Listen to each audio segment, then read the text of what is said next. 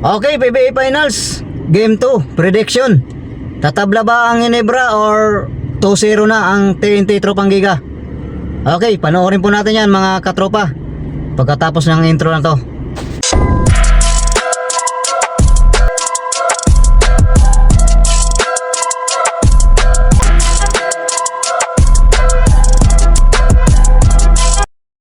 Okay, what's up? What's up mga katropa? Okay, welcome to my YouTube channel. Okay, game 2 na po bukas Sunday 7:30 PM po yan.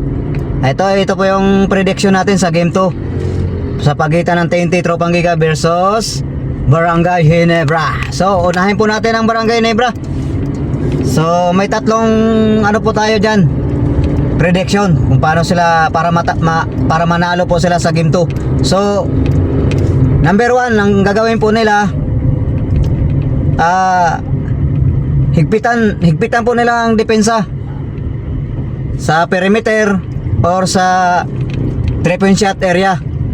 Kasi napaka-dominante po ng TNT Tropang Giga sa mga perimeter, lalo na sa pagka sa 3, pag nag-iinit po sila sa 3-point shot area.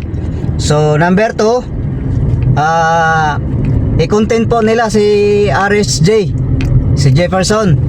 I-content po nila. Yan. I-lockdown po nila si Jefferson.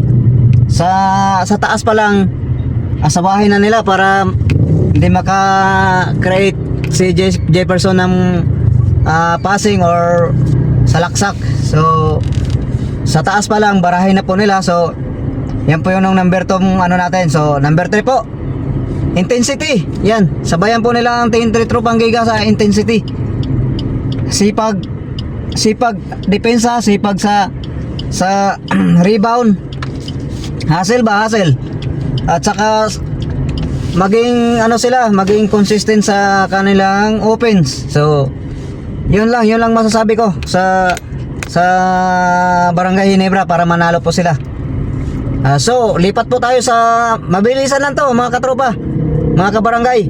Yan, mabilisan lang pong prediction to. So lipat po tayo sa TNT Tropang Giga para ito po masasabi ko sa TNT Tropang Giga para po manalo po ulit sila sa game 2. Araw po ng linggo yan, 7:30 PM bukas po yan. So ito po ang masasabi ko sa TNT Tropang Giga para po manalo, makuha po nila uli ang game 2. So ito po ang gagawin nila ngayon.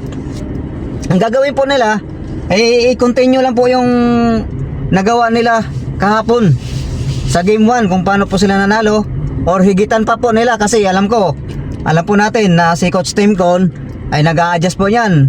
Magaling po yan si Coach Tim Con.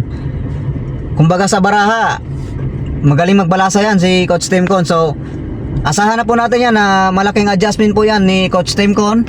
So yun, kung ano man ginawa nung TNT kahapon sa game 1, mas higitan pa po nila yung intensity nila, yung sipag nila sa depensa, mas higitan pa po nila.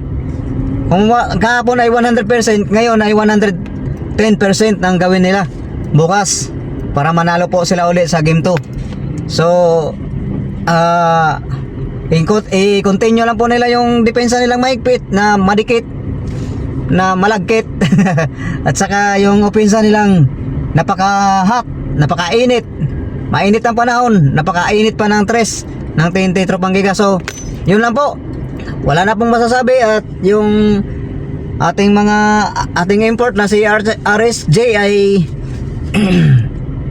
nawa ay higitan pa po niya yung kanyang galawan kakahapon. So yun lang po mga katropa, yung pinakamaliit nating pinakamaiksing video sa prediction natin sa game 2 TNT Tropang Giga.